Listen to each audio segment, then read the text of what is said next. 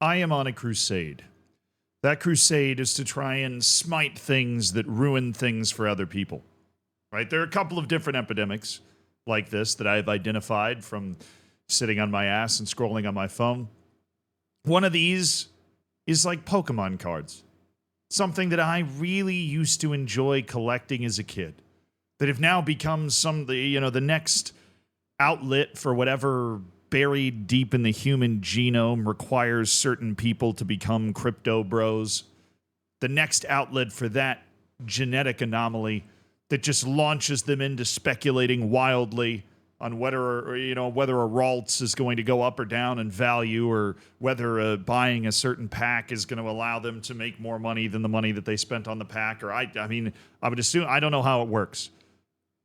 But it just deep in my soul, it troubles me to watch grown men go into a store and buy out all of the Pokemon cards they could find out of some vain belief that they are getting one over on the world with this magnificent hustle.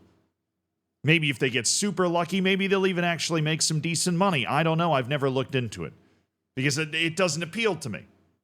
The idea of ruining something for somebody else in order to make a buck doesn't appeal to me. And there is a football version of this. Because there's something that when you were growing, when you were younger, when I was a kid, that was such a cool part of sports. It was particularly huge in baseball, but in basically every sport. It was, I grew up, my dad was always really into sports. He had a whole little area of the house, right, where all the sports memorabilia was. And one of the most valuable pieces of sports memorabilia that you could put up on the wall was something signed by somebody. He had this, he's from Chicago. He had this thing signed by Michael Jordan, right? It's up on the wall. He got that signature. He was there. And that's part of the charm. That is the story, right? The thing's up on the wall and you go, wow. I remember when I waited until after the game and he got off the bus and he signed a few things, and one of them happened to be me. I was always into tennis my entire life, right? I've got one of those big tennis balls from the US Open that I got signed by a couple of people. I was that kid, still have it, right? But that is being ruined by the same people that are buying all of these Pokemon cards. It's the people that have this same gene, that they see an opportunity to do something that, makes them look like an idiot, also ruins something for everybody else, makes everybody else's life more miserable, makes them feel more entitled, like they somehow deserve. We're going to cover all this. It's the autograph hunters, right? Because I feel like people have started to come around. They've started to come around on this. Initially, a lot of people misunderstood what was going on, and they would get mad at the players. They would get mad at the players for doing something like this. Sun Heung-min getting upset. This was a year ago. Getting upset with an autograph hunter who's trying to get an autograph, and he refuses to sign it. And when this was happening, people would go at Sun Heung-min, which, by the way, congrats on a fabulous career at Tottenham. One of the unique, great players. Guy that elevated South Korean football in this generation. People would look at these sorts of situations, though, and get mad at this player. But you don't ever really know what these players and managers, right? Because there's this instance with Pep Guardiola. You remember this? We'll play it in a second if you don't. You don't really understand what the players and the managers are going through with these types of people. And I actually do. I had a front row seat to it once, and it made me throw up in my mouth a little bit. Okay, I went to a Wales v. Poland Nations League match. And one of the players for Wales, a guy named Matt Smith. Matt Smith, big Zealandism fan, okay? He plays a lot of Football Manager. I would assume he's also a fan of Zealand, but he got Zealandism, so good for him. And after the game, he said, yeah, meet me down by the bus or whatever.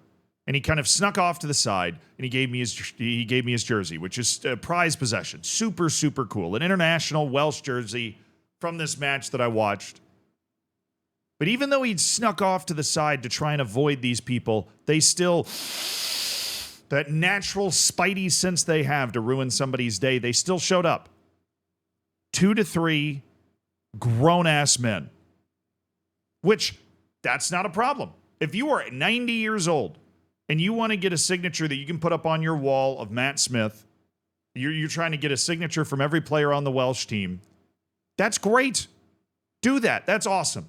Being a grown-ass man does not preclude you from going and getting a signature, from having that awesome experience of this player you enjoy watching, or if you're a particularly old grown-ass man that you've watched come all the way up and then make it to this point and then you get their signature. That's cool. But these grown-ass men are showing up with books. Like, look at this Son Heung-min thing, right? This guy is holding a book towards Son Heung-min. And what he's saying in this video is, how come you signed multiple stuff for them but only one thing for me? And that's because when these guys show up with these books, it's basically a book either full of pictures of the players or blank sheets of paper. For Matt Smith, in this particular instance, when I was standing there watching this happen, it was both. And these guys will walk up and say, hey man, sign something for me. And then they sign. Then they flip the page. And you just keep fucking signing. And they'll go until you say stop. Because they're trying to get as many signatures as possible to sell for, I don't know, $20 a pop on eBay, right? There is nothing cool about it.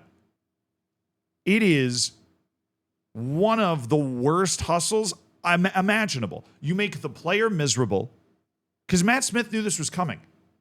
And I love Matt Smith, but this is Matt Smith. This isn't Gareth Bale, right? This is a guy that is in the national team. He is not on the billboard for the national team, right? He's still getting, can you even imagine what it's like for somebody like Son Heung-min, right? To have to deal with these types of people so consistently. And you're just sitting there, sign. Like, there's no magic to it at all. The signature is supposed to be magic. What's the whole point of a sports signature from an athlete?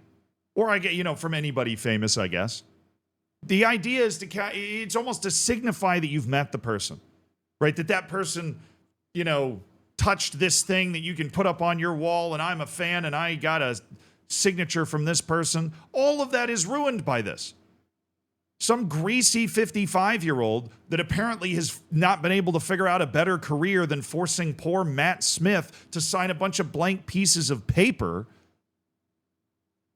Right? He just crawls out of his mom's basement long enough to go get a couple of these things, right? Because it is so obvious. They're so transparent about the fact that they are not getting the signature for themselves. That is maybe what bothers me the most.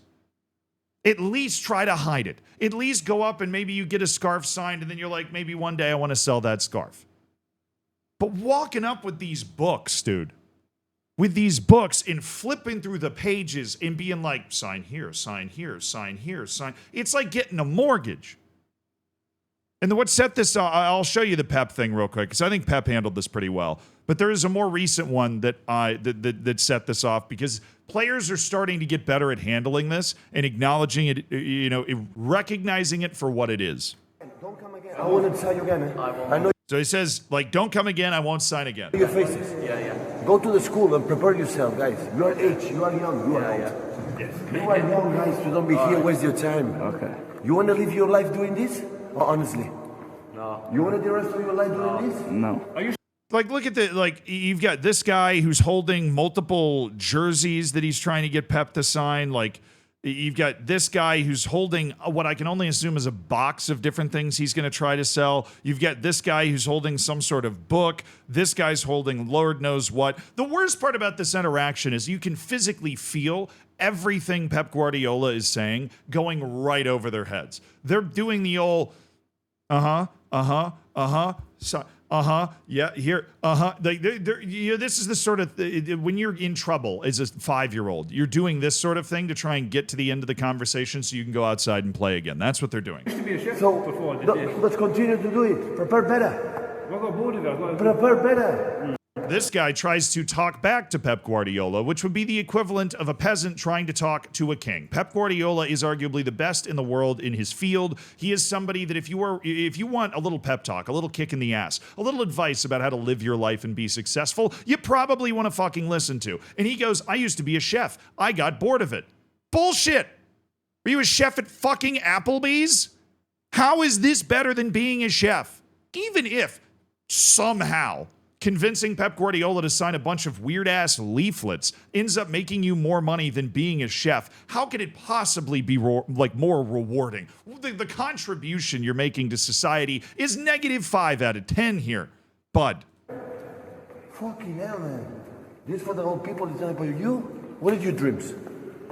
Tell me, what are your dreams? What's your dream? What are your dreams, my friend? Let's practice, fucking hell. Practice. Always the worst answer, too. What's your dream? My dream's to be a footballer. Yeah, so is everybody's. And if you're at this age and you're asking for signatures on these shirts that you can sell them for, I don't even know how much you're selling them for, you're probably not going to make it. But this was Phil Foden. I thought this was a very good way to handle it. He gets stopped in his car by a bunch of kids, and you can tell these kids are very young, which means they've picked this up as, you know, when you're that age, what you're doing is very often kind of impressed upon you by the environment that you're in when you're the age of these kids. So I don't blame them nearly as much as any of the other people that we've seen, but it's just a sign of how many outlets, maybe on the internet or just in person in these sorts of communities, you know, drive people towards being these leeches. How many do you want signing you, kids? What's on? You just put money in it. So he pulls up and he clearly recognizes the kid and he goes, "How many do you want signing you, kid?" Right? Which is incredibly mank, but like the accent in general. But you get the idea. Like, how many things do you want me to sign for you? Nah. Sometimes I think. You got it on. I put it on the wrong way before. Thank you. Could you put it like here, Yeah. please? Thank you. And just. Can you just sign me one more, please? Yeah, if you give me half of the dough, you get The kid goes, "Can you sign me one more?" And he goes, "Yeah, if you give me half of the dough, you're getting." Honestly, if I was a player, I'd probably set something like that up.